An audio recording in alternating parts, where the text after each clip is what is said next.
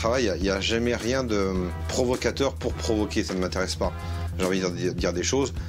J'essaye un peu de voilà, démystifier finalement les mythes qui à un moment donné sont un peu pompeux, un peu trop lourds. Et puis voilà quoi, j'ai envie de faire des choses simples qui vont parler à tout le monde, mais qui en même temps vont être subtiles dans la façon de les présenter, dans les phrases que je vais y mettre. Anto est fils de pop, comme Séguéla est fils de pub. Il scrute les images et les symboles, les détourne, les réassemble pour former ses propres messages. Il joue avec les mots et les images pour rendre magique notre perception du banal. Cet enfant du réacuiste ou vitaminé par les super-héros et les mangas a ouvert une parenthèse entre la tradition corse et le monde de Warhol. Sa citadelle à lui est poétique et subversive, avec, au bout de ses pinceaux, une liberté qui décape. Enfin, il y a un peu tout, il y a Batman, il y a Superman, il y a Toy Story, il y a tout le monde, il y a Mickey. J'étais très influencé par les créateurs de chez Disney par exemple, mais aussi par les conteurs que sont Hayao Miyazaki, par tous ces gens qui à un moment donné m'ont fait rêver. Je ne suis pas dans une espèce de nostalgie morbide, par contre c'est vrai que je travaille sur des images du passé auxquelles je donne une nouvelle fonction ou de nouvelles idées.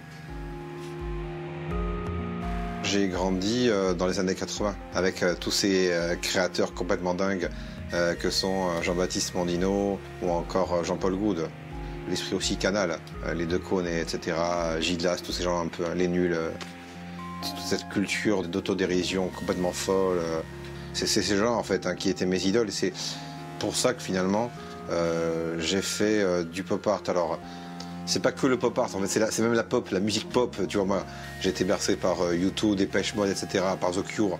Je suis un peu comme un espèce de DJ, tu vois. C'est-à-dire qu'à un moment donné, je prends plein d'éléments que je remixe.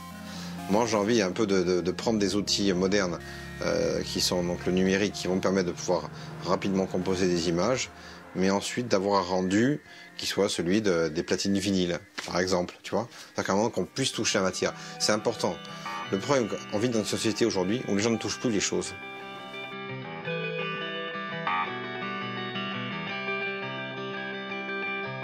Alors bon, la toile bien sûr de base, ensuite le bois.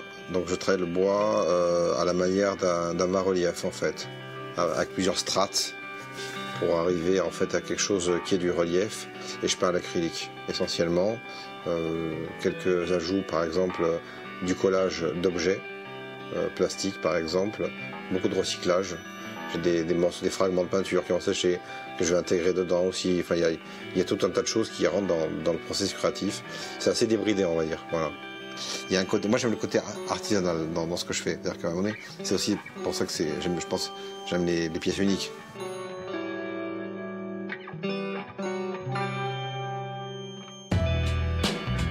Un peu de provoque et de magagne, cet humour corse qui fleure bon l'autodérision. Né dans les années 70, Anto est tombé dans la peinture en 1993.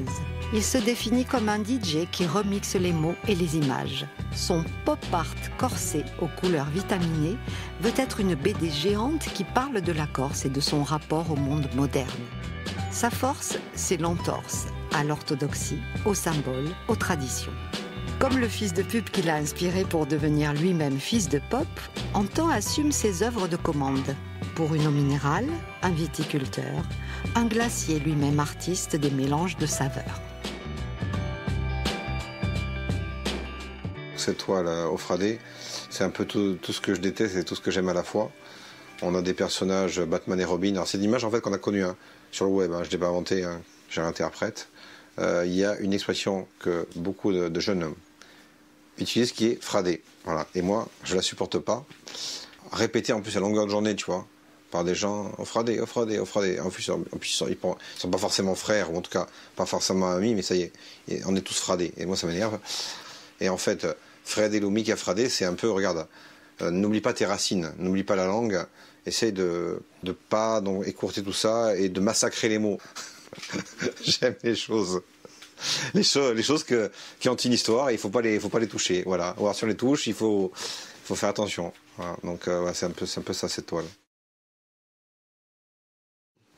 La Corse, tu la retrouves dans mon travail, c'est elle qui m'inspire. Faire comprendre aux gens qu'aujourd'hui on peut être corse en étant ancré dans une certaine tradition, tout en étant ouvert. Et c'est pour ça qu'en fait, on retrouve toutes ces influences dans mon travail, qui est insulaire d'une part, mais aussi qui est tourné vers le monde.